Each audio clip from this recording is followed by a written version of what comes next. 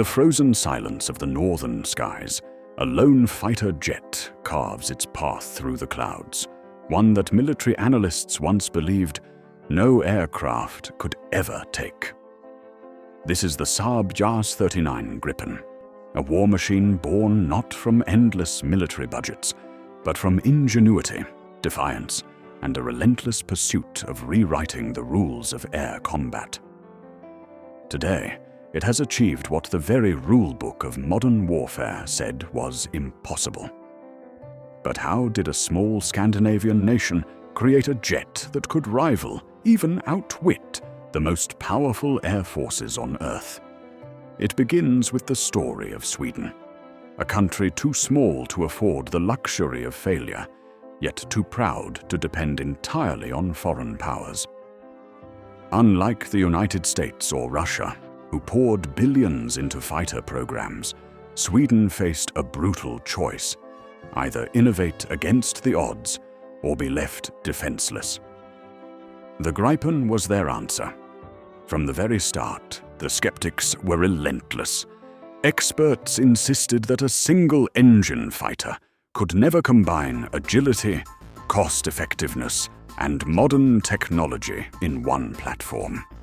They said it couldn't operate from highways, couldn't be maintained by mere conscripts, couldn't integrate seamlessly into NATO and non-NATO systems alike.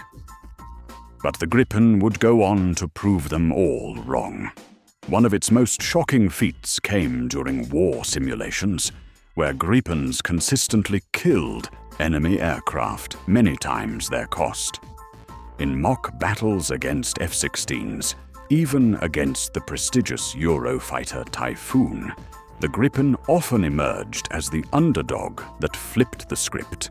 Pilots described it as an aircraft that thinks ahead of you, anticipating every maneuver with flawless agility. But this story is more than a list of victories.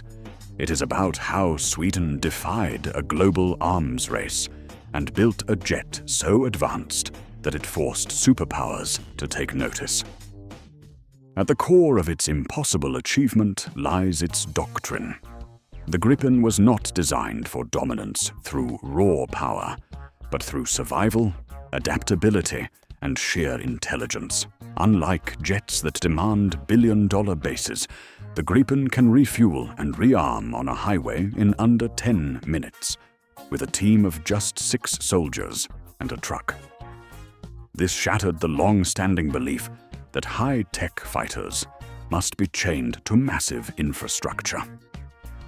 Suddenly, air combat wasn't just about who had the most money, but who could outthink the battlefield itself. And the impossible only continued. The Gripen integrated electronic warfare systems so advanced that even pilots weren't fully briefed on their true capabilities. In exercises, it jammed and misled enemy radars, vanishing from the sky like a ghost. Its data link allowed entire squadrons to share real-time combat information at a speed no NATO aircraft could match at the time. This wasn't just an aircraft. It was a networked predator. For the pilots, the feeling was surreal. Imagine strapping into a machine that reacts faster than you do, with controls so intuitive that even split-second decisions feel natural. One pilot admitted, "The aircraft gives you confidence that borders on invincibility." But behind every victory, there is sacrifice. Early Gripen prototypes faced crashes that critics called proof of its failure. Yet each setback only fueled further refinement. Engineers rewrote code, redesigned systems, and pushed the aircraft into a class of its own. What was once mocked as an overpriced experiment became a global export contender, feared by adversaries. The impossible became undeniable when the Gripen outperformed aircraft, costing 3 or 4 times as much. Militaries around the world took notice, not because of flashy supercrews or stealth cloaks, but because it delivered results where it mattered: survivability, affordability, and adaptability. And so, the question emerges: what happens when a rule breaker enters a world designed by giants? The Gripen didn't just fly, it shattered an illusion. It showed the world that David doesn't always need Goliath's strength. Sometimes a slingshot is enough, but the story doesn't end here. What Gripen is about to do next may be even more shocking. A new evolution is underway, one that threatens to again defy everything the manuals of war claim to be true. The next chapter of this extraordinary journey begins with Gripen E, the successor, born from lessons that once nearly broke the program. If the first Gripen rewrote the rules, the E variant obliterates them completely. Analysts who once dismissed the aircraft as too small, too weak, now confront a machine that carries one of the most powerful AESA radars on the planet. This radar not only tracks enemies beyond the horizon, but does so while remaining almost invisible to them. In the cold chessboard of aerial combat, seeing without being seen is the ultimate weapon, and Gripen E wields it like no other. But radar is only the beginning. The Gripen E is equipped with an electronic warfare suite so advanced it is often described as a digital shield. Instead of engaging in a duel of missiles, it blinds, deceives, and disorients its enemies before a shot is even fired. Critics once claimed Sweden could never match the stealth of American fifth-generation fighters, but Gripen E proved you don't need to disappear physically if you can disappear digitally. What truly terrifies rival air forces is Gripen's philosophy of adaptability. Where other jets are locked into decade-long upgrade cycles, the Gripen can be reprogrammed in days.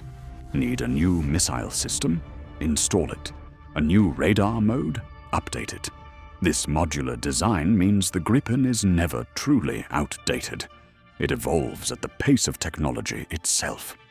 And then, the impossible once again.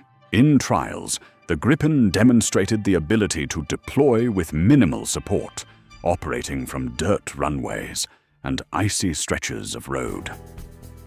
The world watched as this lightweight fighter mimicked the behavior of a guerrilla warrior, striking, vanishing, and rearming before enemies could respond. Perhaps the most shocking revelation came when Gripens faced off against American F-35s in war games. On paper, the F-35's stealth and sensors should have guaranteed dominance. Yet, time and again, reports leaked of Gripens achieving kills against the trillion-dollar jet. It wasn't about raw power. It was about exploiting agility, superior electronic warfare, and pilot-friendly systems. What the rulebook said was impossible. The defeat of a fifth-generation stealth jet by a so-called budget fighter was happening right before the eyes of stunned observers. But the Gripen's story is not merely about machines. It is about people. The Swedish engineers who worked through nights to debug code. The pilots who dared to push the aircraft beyond its safety margins. The strategists who saw not weakness in limitations, but strength in creativity. Every line of code, every redesigned wing, every upgraded system carried the weight of defiance. The Gripen today stands as proof that you don't need to be the richest or the largest to be the best. In fact, its greatest weapon may not even be its missiles or sensors, but the message it carries, that innovation can level any playing field, and that no monopoly in warfare lasts forever. As Gripen E takes to the skies, the world is once again reminded that Sweden's fighter jet is not just an aircraft, it is a symbol. A reminder that even in the age of trillion-dollar programs, sometimes the underdog rewrites destiny. And so, when analysts whisper about the Gripen doing the impossible, they aren't exaggerating. They are acknowledging a truth the world tried to ignore. That somewhere above the forests and frozen lakes, a jet once laughed at as too small is now teaching the giants of war to fear the impossible. The rulebook said it couldn't be done. The Gripen did it anyway, and the skies may never be the same again.